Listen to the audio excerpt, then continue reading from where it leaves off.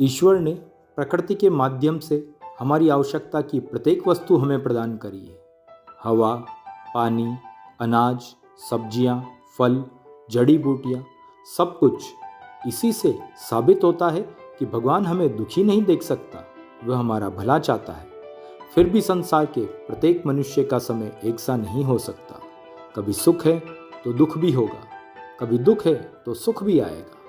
पूर्ण रूप से सुखी सिर्फ संत ही हैं, और साधारण मनुष्य के जीवन में सच्चे संत का आगमन होता भी इसीलिए है कि एक साधारण आत्मा दिव्य आत्मा के संपर्क में आकर जिस कार्य के लिए मृत्यु लोक में आई है उसे पूरा कर सके।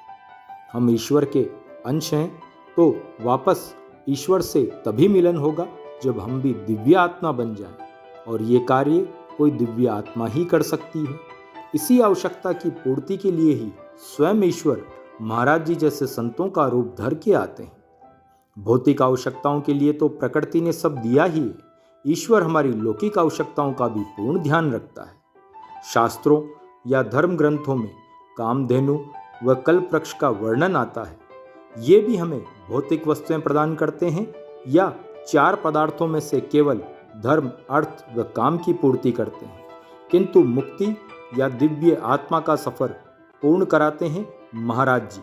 महाराज जी व उनके आश्रम इस धरती पर कामधेनु व कल्पवृक्ष से भी बढ़कर हैं। वह प्रकृति, कामधेनु, कल्पवृक्ष जो हमें दे सकते हैं वो तो देते ही हैं, साथ ही वह भी प्रदान कर देते हैं जहाँ प्रकृति, कामधेनु या कल्पवृक्ष का अधिकार क्षेत्र नहीं रहता। फिर भी हम मनुष्य उन्हें क्यों नहीं भजते? तो हे मन, तो सिर्फ महाराज जी को भज, उन्हीं की कामना कर, उन्हीं की शरण हो ले। जय नीम करोली महाराज।